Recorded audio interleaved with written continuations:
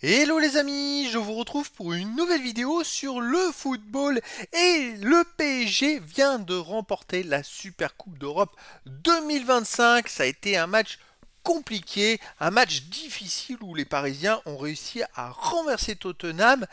Ils étaient menés 2-0, ils sont revenus à 2-2 et puis ils l'ont emporté au tir au but en étant même menés dans les tirs au but. Alors c'est une nouvelle victoire des Parisiens, un trophée, ça rattrape un petit peu la finale de la Coupe du Monde des clubs ratée. En même temps ils ont gagné quand même la finale de la Coupe de France, la finale de la Ligue des Champions et cette fois la finale de la Super Coupe d'Europe. Donc une belle victoire qui avait lieu donc ce mercredi 13 août 2025. Alors dans cette vidéo, je vais revenir sur les buts de cette rencontre et surtout sur les grands faits, on va dire, de ce match. Et puis on va enchaîner sur les statistiques des deux équipes pour décortiquer un petit peu ce qui a pu se passer. Parce que c'est vrai que, on l'a vu, le PSG a eu quand même beaucoup de mal dans cette rencontre. Et ça a été plus dur que d'habitude, mais est-ce que Tottenham a été plus fort? Ça, c'est la question. Alors, on va commencer déjà par les statistiques. Le PSG n'a pas réussi à dominer en première mi-temps comme ils ont pu le faire à l'habitude. Hein. On n'a pas retrouvé. Alors, le jeu du PSG, oui, mais en même temps, c'était compliqué physiquement. C'était leur première vraie rencontre. Tottenham avait déjà, je crois, 4 ou 5 matchs amicaux. C'était dans les jambes, donc Tottenham était déjà un peu mieux prêt physiquement. Le PSG ayant joué la Coupe du Monde des clubs a eu une trêve décalée avec une reprise un peu plus tardive. Donc physiquement, il y avait quand même un gros avantage pour Tottenham. Ça s'est ressenti sur le terrain où le PSG n'a pas réussi à imposer le pressing qu'il faisait d'habitude. Et Tottenham a profité derrière pour marquer à la 39e minute, juste avant la mi-temps, par Van de Ven. À la mi-temps, le Parisien a essayé de se ressaisir, mais pas de chance. Dès le début de la deuxième mi-temps, Tottenham a doublé la mise par Romero à la 48e. Ensuite, ce qui a fait les grands changements, ce qui a vraiment changé la physionomie du match, c'est les remplaçants, puisque les Parisiens ont pu faire rentrer des joueurs qui étaient frais, des joueurs qui ont apporté énormément. Je pense à Ali par exemple, Ali qui réduit le score à la 85e minute, et enfin Ramos qui vient égaliser à la 94e minute sur un centre de Dembélé. Et c'est vrai que le PSG égalise à 2-2. Après ils ont même poussé, on a même imaginé qu'il marque un troisième but dans le temps réglementaire. Mais voilà, c'est 2-2, une fin de match de fou, franchement, des Parisiens. Et donc on arrive au tir au but, où dès le début, les Parisiens ratent le premier tir au but. C'est Tottenham qui mène 1-0. Et là, on se dit, d'ailleurs, je crois que le commentateur a dit le PSG, c'est la marque de fabrique dans le match. Ils aiment bien se laisser dominer par Tottenham pour après venir les coiffer sur le fil. Et c'est ce qui s'est passé. Je me demande si à un moment, ils ont même pas raté 2 tirs au but sur les 3 premiers ou quelque chose comme ça.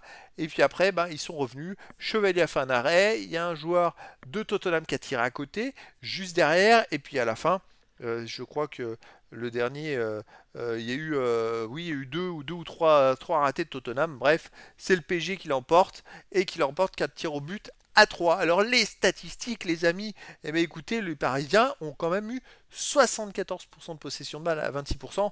Alors ça a été énormément gonflé grâce à la deuxième mi-temps où ils ont vraiment poussé.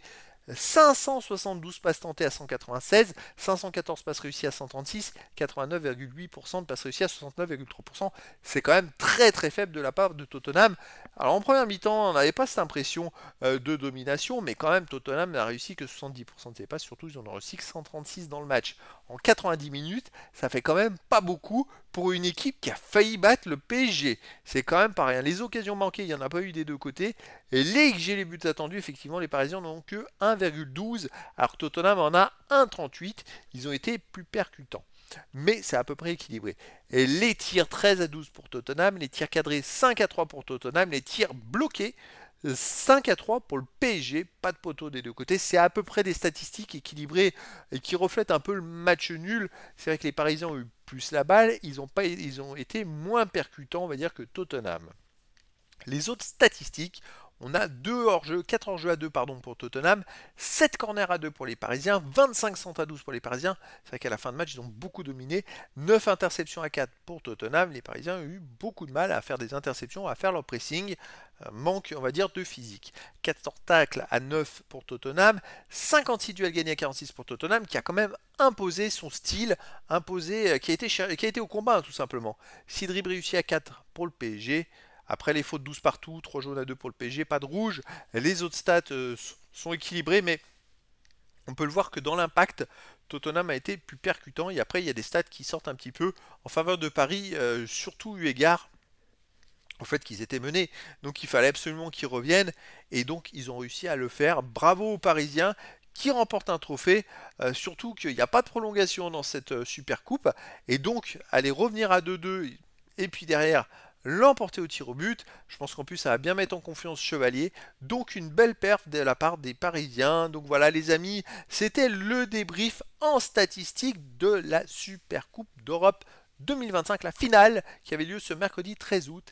Et les Parisiens l'ont emporté, son vainqueur de cette nouvelle coupe en battant Tottenham.